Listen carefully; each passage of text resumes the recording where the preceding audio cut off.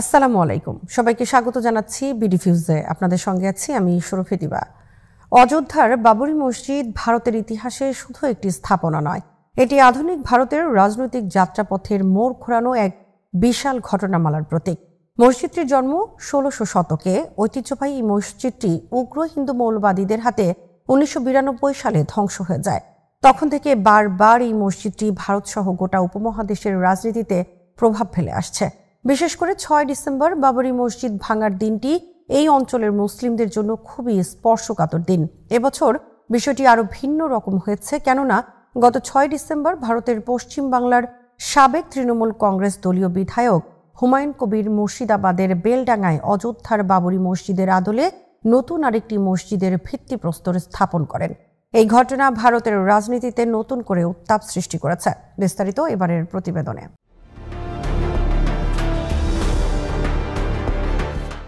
১৫২৮ সালে মুঘল সেনাপতি মীর বাকি নবনির্মিত মসজিদটির নাম দেন মসজিদে বাবরি, সম্রাট বাবরের সম্মানে। অযোধ্যা তখন একটি সাধারণ জনপদ। হিন্দু ধর্মে রাম জন্মভূমি হিসেবে পরিচিতি পেলেও সেখানে কোনো রাজনৈতিক রণক্ষেত্র বা বড় সংঘাত ছিল না। ১৭০০ থেকে ১৮০০ শতক পর্যন্ত হিন্দু মুসলমান উভয় সম্প্রদায় সেখানে নিজেদের ধর্মীয় আচার পালন করত। কোনো সুস্পষ্ট বৈরিতা দেখা যায়নি। কিন্তু ব্রিটিশ শাসন শুরু হওয়ার কয়েক দশকের মধ্যেই জমির মালিকানা, উপাসনার অধিকার ও প্রতীকী দাবিগুলো বড় আইনগত প্রশ্ন হয়ে ওঠে।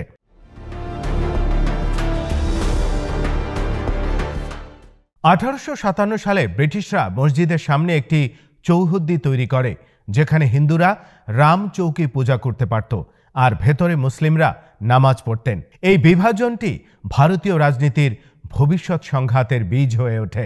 ভারত ১৯৪৭ সালে স্বাধীনতা পাওয়ার মাত্র ২ বছরের মাথায় ২২শে ডিসেম্বর ১৯৪৯ সালে রাতের অন্ধকারে মসজিদের ভেতরে রামলালার মূর্তি রেখে দেয়া হয়। এই ঘটনাই বাবরি মসজিদের আধুনিক রাজনৈতিক সংকটের সূত্রপাত।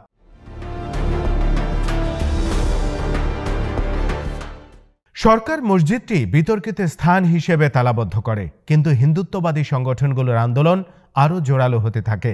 ৮০-এর দশকে ভারতের রাজনীতিতে হিন্দুত্ববাদী বিজেপির উত্থান হয়। দলটি তখন রথ যাত্রার রাজনীতিও শুরু করে। এই সময় বাবরি মসজিদ ভারতের জাতীয় রাজনীতির কেন্দ্রবিন্দুতে উঠে আসে। বিজেপি তখনও ছোট দল হলেও হিন্দুত্ববাদের উপর ভিত্তি করে নিজেদের প্রসার বাড়াতে বাবরি ইস্যুকে বেছে নেয়। ১৯৮৬ সালে আদালত হিন্দুদের জন্য মসজিদ খুলে দেন।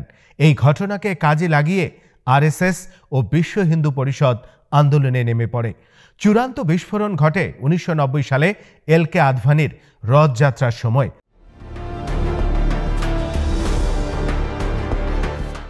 টেলিভিশনে রাম মন্দির আন্দোলনের আগুন ছড়িয়ে পড়ে দেশ জুড়ে। ১৯৯২ সালে ৬ ডিসেম্বর কর সেবকদের ভিড়ের মধ্যেই বাবরি মসজিদ ভেঙে ফেলা হয়। ভারত ধর্মনিরপেক্ষ রাষ্ট্র হিসেবে নিজেদের দাবি করলেও উগ্রবাদীদের হাত থেকে মসজিদটি রক্ষা করতে ব্যর্থ হয়। ধ্বংসের পরপরই দেশ জুড়ে দাঙ্গা শুরু হয়। মুম্বাই, দিল্লি, সুরাট, কলকাতার অসংখ্য মানুষ হতাহত হয়। এই ঘটনার পর ভারতের রাজনীতি আর কখনো আগের মতো হয়নি।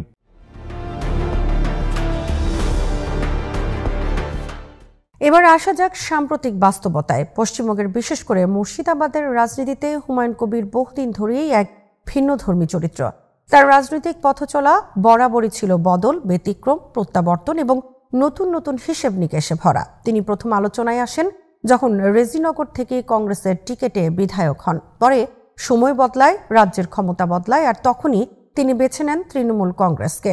২০২১ সালে তিনি আবারও বিধানসভায় ফেরেন, এবার ভারতপুর কেন্দ্র থেকে, তবে তৃণমূলের প্রার্থী হিসেবে। কিন্তু তৃণমূলের সঙ্গে তার সম্পর্কটা কখনোই স্থায়ী শান্তির ছিল না, কারণ কবিরের রাজনৈতিক ধরনটা দলীয় শৃঙ্খলার চেয়ে বরাবরই ব্যক্তিগত প্রভাব বিস্তারের দিকে বেশি ঝুঁকে যায়। সাম্প্রতিক সময়ে তার বাবরি মসজিদ প্রতিষ্ঠার প্রয়াসও এর বাইরে নয়।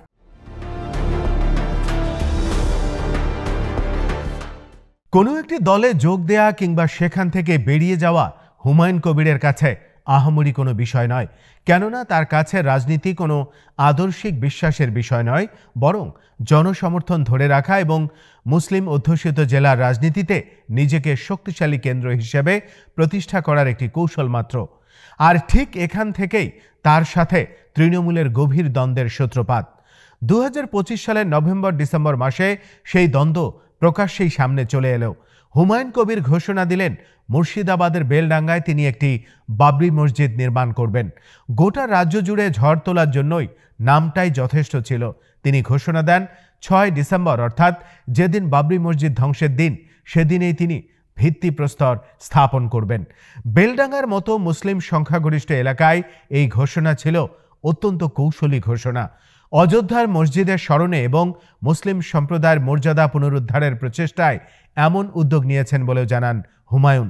শুধু মসজিদ নয়, এর সঙ্গে 300 বেডের হাসপাতাল, মেডিকেল কলেজ, ধর্মীয় শিক্ষা প্রতিষ্ঠান সব মিলিয়ে এক বৃহৎ কমিউনিটি কমপ্লেক্স প্রতিষ্ঠার ঘোষণা দেন তিনি।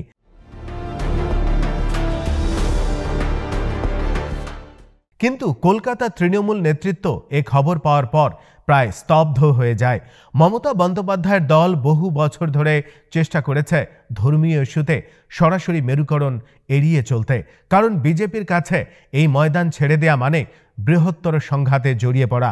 তৃণমূলের শীর্ষ নেতৃত্ব তাই খবর পাওয়া মাত্রই বিবৃতি দিয়ে জানায়, একটি নির্দিষ্ট ধর্মীয় স্থাপনাকে কেন্দ্র করে রাজনৈতিক উত্তেজনা সৃষ্টি করা দলের নীতির পরিপন্থী।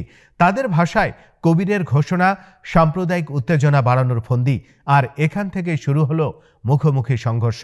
হুমায়ুন কবির দলের এই অবস্থানকে মানলেন না, বরং তিনি নিজের রাজনৈতিক শক্তিমত্তার প্রদর্শন হিসেবে ব্যবহার করলেন। হাজার হাজার মানুষের সামনে পুলিশের উপস্থিতিতে তিনি ভিত্তিপ্রস্তর স্থাপন করলেন। তৃণমূল তখন তাকে দল থেকে সাসপেন্ড করল, কিন্তু সাসপেন্ড হওয়া তাকে দমাতে পারেনি, বরং তিনি ঘোষণা করলেন যে তিনি নিজের নতুন রাজনৈতিক দল গঠন করবেন।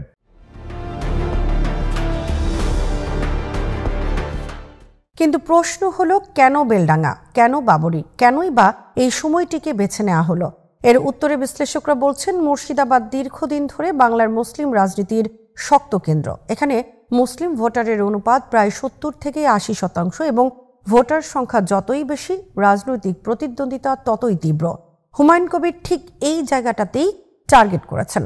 বাবরি মসজিদের নাম এমনিতেই ভারতীয় মুসলিমদের অনুভূতির গভীরে। সেই নামটি কাজে লাগিয়ে একটি মুসলিমদের হারানো সম্মান ফিরিয়ে আনা যায়। আর যদি তেমনটা করা যায়, তাহলে তিনি হয়তো এই অঞ্চলে বা গোটা রাজ্যের মুসলিমদের সামনে নিজেকে একজন রক্ষক বা অধিকার পুনরুদ্ধারকারী নেতা হিসেবে প্রমাণ করতে পারবেন।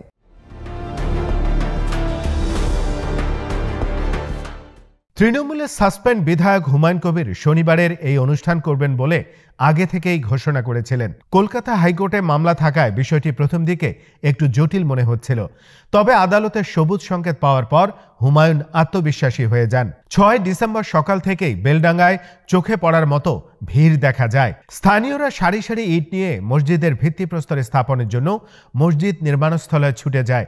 মঞ্চে বক্তব্য রাখতে গিয়ে হুমায়ুন হাইকোর্টের নির্দেশকেই হাতিয়ার করে বলেন, এই মসজিদের ইট কাউকে খুলতে দেব না, দেখি কে হিম্মত দেখায়। হুমায়ুন স্পষ্ট করে বলেন, আমরা ধর্মের প্রতি আস্থাশীল, অন্য ধর্মের প্রতি শ্রদ্ধাশীল, তবে কেউ যদি এই মসজিদের ইট খুলতে আসে, শহীদ হব, তবু একটা ইটও খুলতে দেব না। মুর্শিদাবাদের মাটিতে অন্য রাজ্য থেকে এসে কেউ ইট খোলার চেষ্টা করলে হতে দেব না। মসজিদের নির্মাণে মোট বাজেট 300 কোটি টাকা ধরা হয়েছে। এই বিষয়ে হুমায়ুন জানান, ভারতের একজন শিল্পপতি তাকে ফোন করে আশ্বাস দিয়েছেন 80 কোটি টাকা অনুদান দেবেন। এই অর্থের যোগান পাওয়ার পর আরও দীর্ঘ হয়ে হুমায়ুনের হুঙ্কার, বাবরি মসজিদ, হাসপাতাল, বিশ্ববিদ্যালয় নির্মাণ কারো হাতে আটকাতে পারবে না। হাইকোর্টে স্পষ্ট করেছে, মসজিদ নির্মাণ অসাংবিধানিক নয়। আদালতের পর্যবেক্ষণ, আইন শৃঙ্খলা রক্ষার দায়িত্ব রাজ্যের প্রশাসনের। প্রয়োজনে কেন্দ্রীয় বাহিনী ব্যবহার করা যেতে পারে, তবে কর্মসূচি বন্ধ করার কোনো যুক্তি নেই।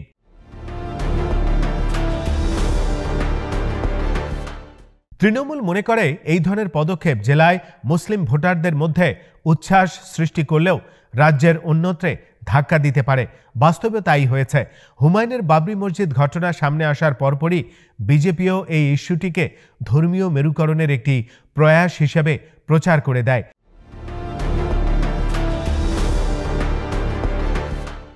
অল ইন্ডিয়া মজলিসে ইত্তেহাদুল মুসলিমিনও বাবরির নামে মসজিদ বানানো মুসলিমদের আবেগকে কাজে লাগানোর চাল হিসেবে আখ্যায়িত করেছে।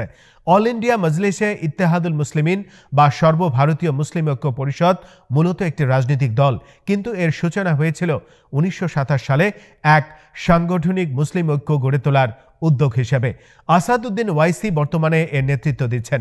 মুসলিমদের এই সংগঠনটিও মনে করে মুর্শিদাবাদে বাবরি মসজিদের ধাঁচে নতুন মসজিদ নির্মাণ এটি ধর্মীয় স্মৃতি, রাজনৈতিক প্রতীক, ভোট ব্যাংক কৌশল এবং ব্যক্তিগত ক্ষমতা বৃদ্ধির একটি জটিল কৌশল। মূলত ইতিহাসের এক ক্ষতকে ব্যবহার করে বর্তমানে রাজনৈতিক গণিত দাঁড় করানোর অভিপ্রায় এমনটা করা হচ্ছে।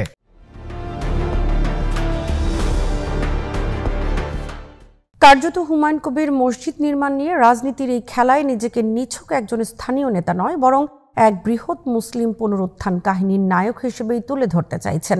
তিনি জানেন তৃণমূল তাকে সরিয়ে দিতে পারে, দল থেকে বের করে দিতে পারে, কিন্তু যদি মুসলিম ভোট ব্যাংকের বড় অংশ তার প্রতি আবেগী হয়ে ওঠে তবে তিনি একাই রাজনীতিতে প্রতিষ্ঠিত হতে পারবেন, এমনকি নতুন দল নিয়েও। আজ এখানেই শেষ করছি। সবাই ভালো থাকুন, সুস্থ থাকুন আর দেখতে থাকুন বিডি ভিউজ। চ্যানেলটি ভালো লাগলে সাবস্ক্রাইব করুন, সংযুক্ত থাকুন আমাদের ফেসবুক পেজে। আল্লাহ হাফেজ।